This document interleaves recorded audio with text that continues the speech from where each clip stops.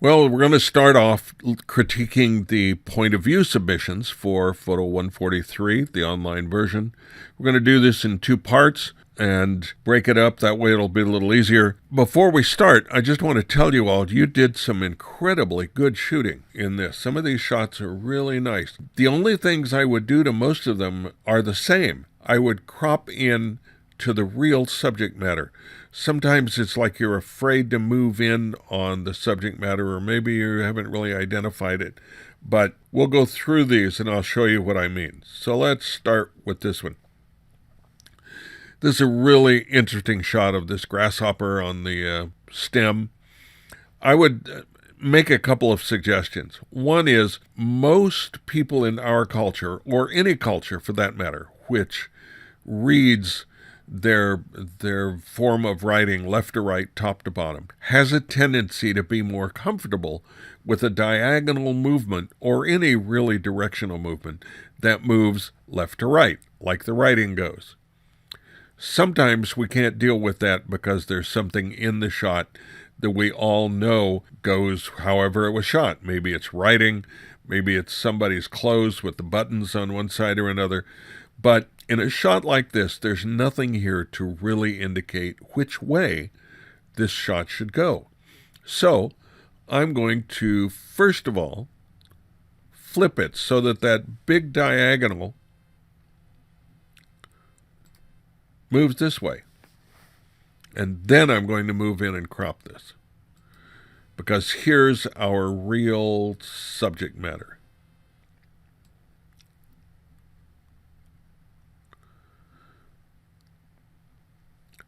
I want to get down below this out of focus frame here. It's a very powerful line, but it's blocking our movement. Now we could make this into kind of a reasonable horizontal shot, but I think it really deserves something different. I'm going to back off of this. Keep it as a vertical the way you've shot it. I'm going to get rid of that out of focus leave, and I could come in and clone this out if I wanted to.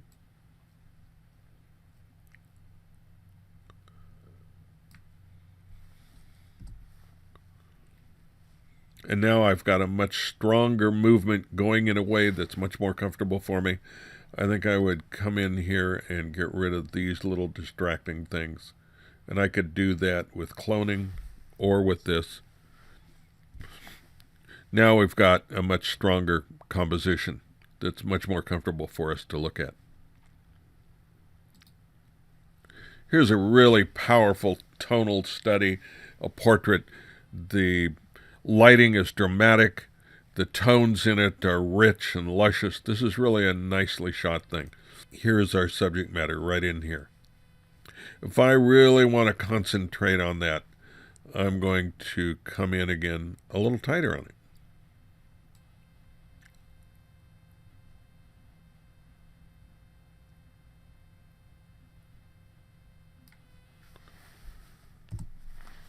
So that he really is our main center of interest.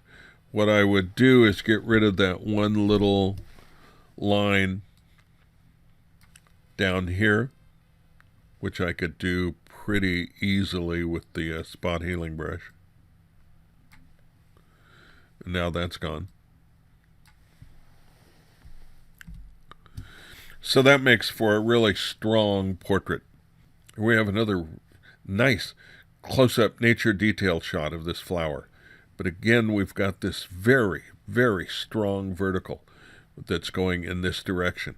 This line across here almost fights it, but it can't, because this is really the interesting movement, the stamen in this flower.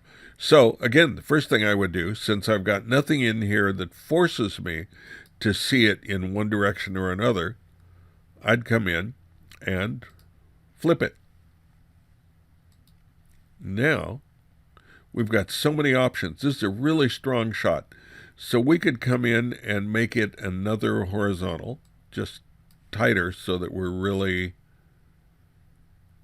concentrating on the main part of this flower.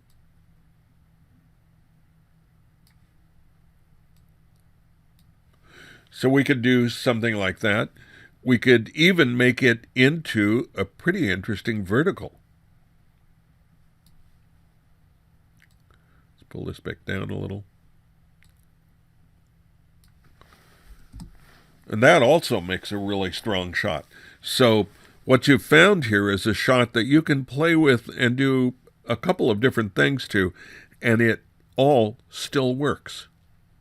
It all still works. Nice job. Nice job. So let's look at our last one here. Well, we've got some, what are these, party lanterns or patio lanterns of some kind. Here's our main subject. We've got some supporting troops up here, but with this flare, it's really more distracting than it is helpful to us. So if this is our main subject from a pure composition standpoint, then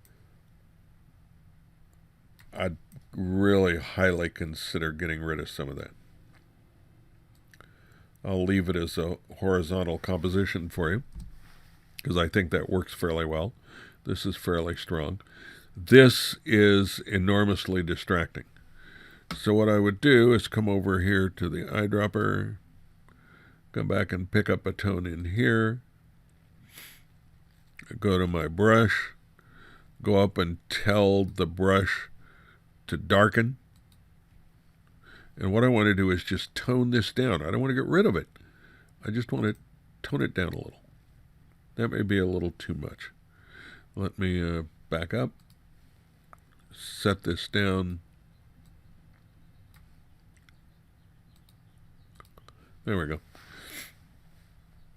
It's the wonderful thing of Photoshop. You can back up and try it again if it isn't doing exactly what you want it to do.